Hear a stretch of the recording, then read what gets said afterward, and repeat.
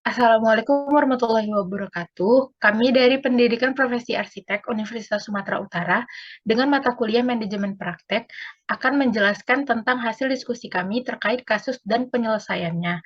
Kami dari kelompok 1 yang beranggotakan Victoria dengan NIM 22007, Juliana Ade Chandra dengan NIM 22009, Aulia Safira Haya dengan NIM 22016, Raudia Fitri dengan NIM 22017, dan Fania Nafisa Ramadhani dengan NIM 22019.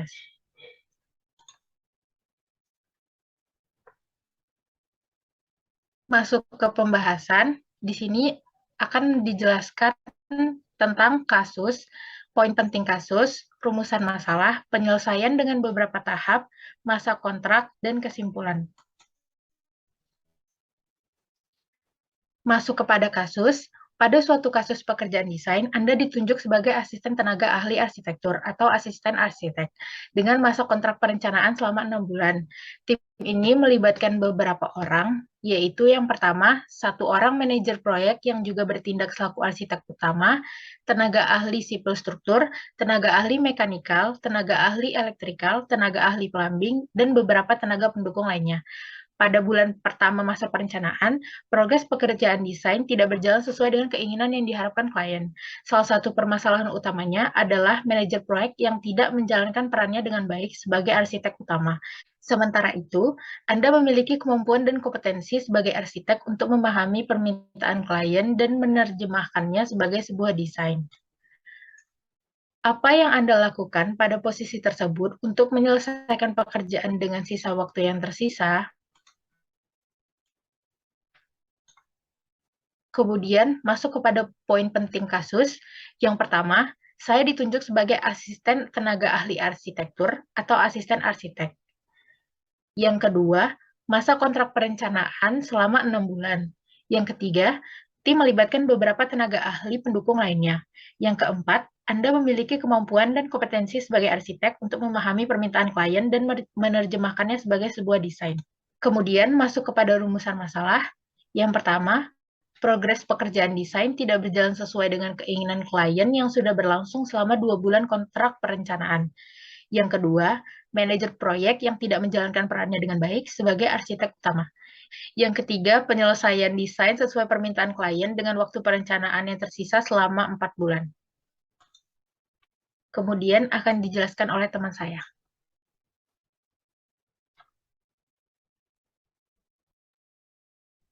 Selanjutnya, penyelesaian progres desain. Yang pertama, tahap yang dilakukan sebagai asisten tenaga ahli atau asisten arsitek, yaitu bertanya kepada manajer proyek mengenai kendala dari progres desain yang sempat terhalang sesuai dengan keinginan klien. Tentang apa, bagaimana, kemudian ditanyakan dan dijawab secara transparan untuk mendapatkan jawaban dari manajer proyek. Kemudian penyelesaian progres desain yang kedua itu, setelah mengetahui permasalahan dari manajer proyek, maka memutuskan untuk memberi negosiasi kepada manajer untuk melanjutkan proyek tersebut dengan baik sesuai dengan kesepakatan sebelumnya dengan klien atau mundur dari proyek tersebut dan memberikan tanggung jawabnya kepada asisten tenaga ahli atau asisten arsitek. Selanjutnya akan dilanjutkan oleh teman saya.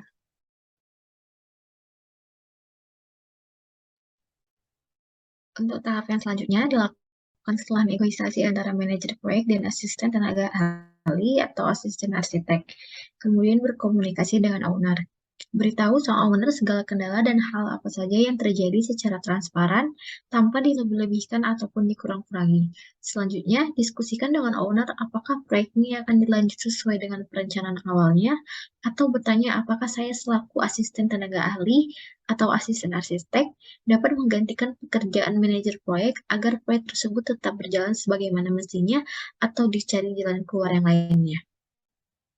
Pada saat ataupun setelah diskusi berlangsung, saya bertanya apakah saya selaku asisten tenaga ahli ataupun asisten arsitek dapat menggantikan pekerjaan manajer proyek agar proyek tersebut tetap berjalan sebagai mestinya.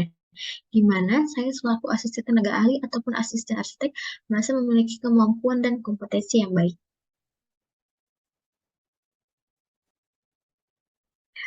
Jika sudah disetujui dan disepakati, haruslah saya berkoordinasi dengan rekan-rekan yang menjadi partner saya dalam berlangsungnya proyek ini untuk menginformasikan bahwa saya selaku asisten tenaga ahli atau asisten arsitek telah mengambil alih tanggung jawab pekerjaan sang manajer proyek yang lalu serta memperhatikan, mengawasi, dan bertanggung jawab akan berlangsung proyeknya tersebut sampai selesai.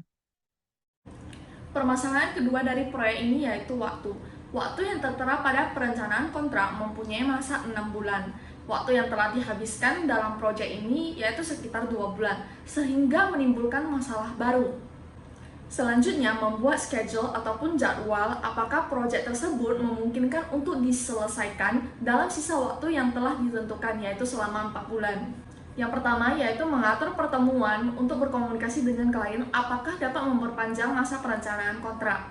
Jika klien menyetujui hal tersebut, maka kita dapat membuat perpanjangan kontrak yang baru dalam masa yang sama, yaitu 6 bulan. Akan tetapi, jika penyelesaiannya tetap dalam 4 bulan, maka kita dapat mengusulkan tambahan waktu untuk tukang ataupun tukang dapat bekerja pada malam hari juga. Lalu masuk ke bagian ketiga, yaitu penambahan tenaga kerja. Jika dari klien tetap teguh hati dalam menyelesaikan proyek sesuai dengan waktu yang telah ditentukan atau tidak mendapat tambahan waktu, maka solusi yang selanjutnya yaitu dengan menambah tenaga kerja. Penambahan tenaga kerja dimaksudkan sebagai penambahan jumlah pekerja untuk melaksanakan suatu aktivitas tertentu tanpa menambahkan jam kerja. Dalam penambahan jumlah tenaga kerja, yang perlu diperhatikan adalah ruang kerja yang tersedia, apakah terlalu sesak atau cukup lapang. Karena penambahan tenaga kerja pada suatu aktivitas tidak boleh mengganggu pemakaian tenaga kerja untuk aktivitas yang lain yang sedang berjalan pada saat yang sama. Selain itu, harus diimbangi pengawasan karena ruang kerja yang sesak dan pengawasan yang kurang akan menurunkan produktivitas pekerja. Jika faktor penyebab keterlambatan proyek adalah dari tenaga kerja yang kurang kompeten, maka upaya yang harus dilakukan adalah meningkatkan keterampilan pekerja dengan cara memberikan edukasi dan pelatihan secara rutin atau memilih tenaga kerja yang berkualitas. Dengan mempekerjakan tenaga kerja yang berkualitas, maka aktivitas akan lebih cepat diselesaikan. Yang terakhir, masuk ke bagian kesimpulan. Setelah melewati beberapa pertimbangan dan persetujuan oleh klien, proyek ini akan dilanjutkan. Namun, manajer proyek telah dinyatakan mundur dan digantikan oleh asisten arsitek. Tanggung jawab desain dan segala pekerjaan yang tertulis di kontrak akan dialihkan kepada saya.